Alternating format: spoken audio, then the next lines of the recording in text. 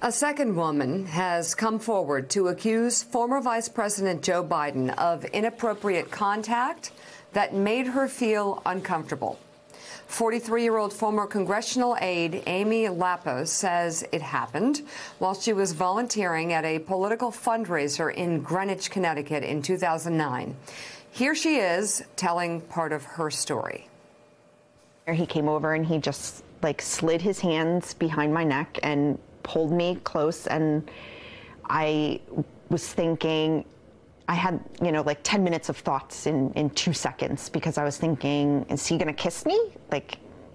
What is he doing? What's going on? Are we about to kiss? Are we gonna make out? I don't know, I just,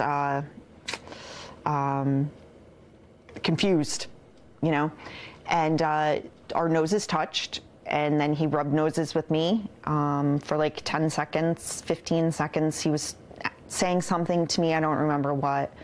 And yeah, it was uncomfortable. It was a little weird. Lapos said, I never filed a complaint. To be honest, because he was the vice president, I was a nobody. There's absolutely a line of decency. There's a line of respect. Crossing that line is not grandfatherly, it's not cultural, it's not affection, it's sexism or misogyny. She also adds this quote, if Biden truly supports women and gender equality, he would step aside and support one of the many talented and qualified women running. The same goes for the other men who have thrown their hat in the ring. Women are 52% of the population. We're not a minority. We're the majority. It is time we are representative as such. As 45 male presidents, it's time we elect a woman. NBC News has not been able to speak to Lapos to see if she can provide corroboration of her allegation. Who wants to talk about this one? Well, first of all, David Ignatius, there's a generational issue, I think, at hand here with Joe Biden. Sometimes there's a cultural issue at hand. I remember famously Jimmy Carter at the opening of the JFK Library leaning over and kissing Jacqueline Kennedy on the cheek, who responded by saying a gentleman in the North, a gentleman does not kiss a woman in public, or something like that. I forget. But it was this cultural difference. And maybe with Biden, it is a generational difference. But I do have a feeling that we're going to be watching candidates campaign far differently than they ever have before. Because, when I ran, people wanted to hug me. Man, I hugged them. And there was, you never thought anything twice about it. And in fact, those type of candidates that were, I never rubbed anybody's nose or kissed them on the back of their head, the campaign trail, but those type of candidates were actually seen as effective candidates that could connect with voters. Now you get the feeling the only safe thing to do if you're running for office is just hey, how's it going? And keep a safe distance. I'm not exactly sure what this development means, not only for Joe Biden, but also for campaigning in general. Joe, the rules of politics are changing as they are for most things. I think it's important to listen to the women who were expressing something they didn't say at the time, which is that they were uncomfortable about Biden's behavior. Right. A New York Times columnist, Michelle Goldberg, said it, I thought, just right in the headline of her column this morning. He's not a sexual predator, meaning Joe Biden, but he's out of touch. And I think that the thing that may hurt Biden the most about the revelations that we're hearing is that there's so much about a politician from another school, from those old touchy-feely days, put your arm around somebody, give them a hug, give them a kiss. That's the way politicians behaved, and it reinforces this sense we have that Joe Biden's a pretty old guy. And we have a younger country, a younger electorate, new ideas, new dynamics and tensions. So I think, for me, we'll have to sort through what's being alleged and what isn't. But the thing that's clear and that Biden can't escape is this: he's from a different generation, and is that what America wants right now? Well, a different generation. It does underline how old he is, Mika. Also, things have changed. Even since he left the vice presidency, you know, 4 years ago, late night comics would show clips of him when he was swearing people in, and everybody would laugh, going, "Wow, look at Joe." And it wasn't like creepy Joe. It was just, you know, joyous Joe who loved to hug and kiss mothers, brothers, kids. He's affectionate, and I'm just going to push back. And I know I put myself at great peril here. There could be more, whatever. More of what? I want to ask, because so far these two women have gotten national coverage for something they say was not sexual. So what was it? Affectionate, and they didn't like the affection? I don't know what line we're drawing here.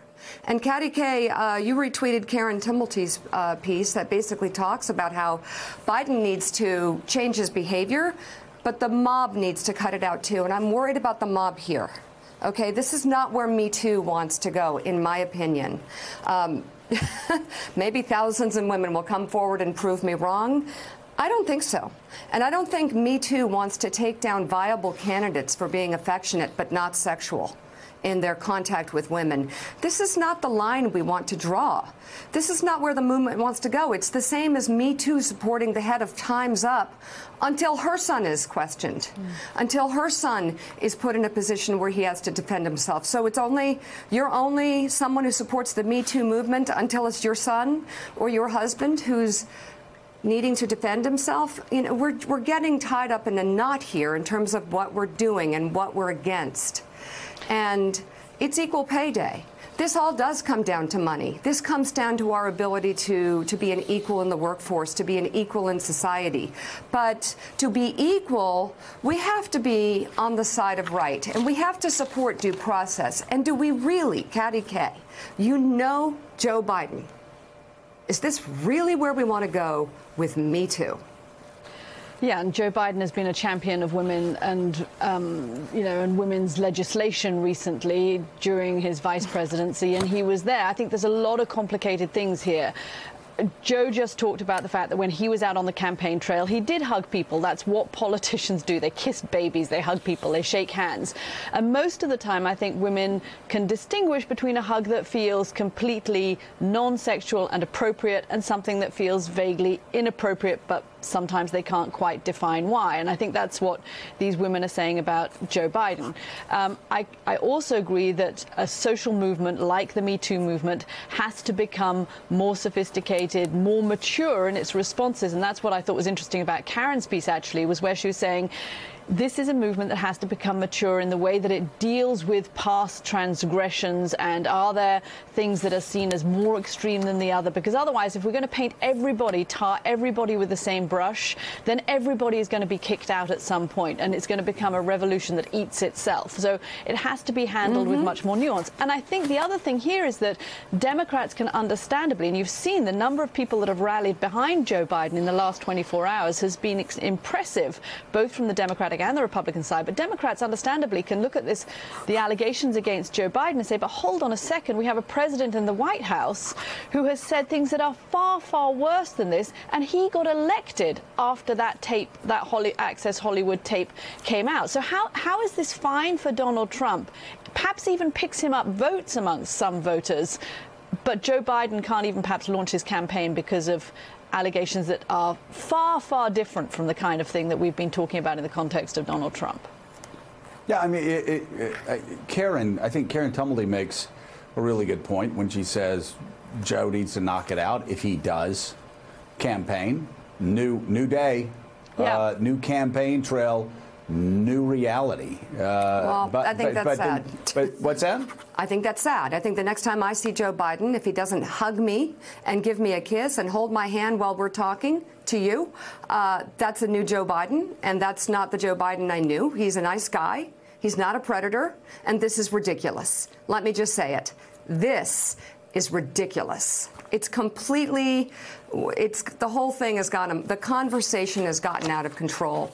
And Democrats and those on the left who want to tweet me today and go nuts and get all woke, you're eating your young, you're eating those who can beat Trump, you're killing the very people who have been pushing women. ahead who have been fighting for equal pay, who have been doing everything they can to respect women in their lives. And we're going to go after Joe Biden for being affectionate to women of all ages, to men as well. This is ridiculous. It's ridiculous. I don't understand it. All right.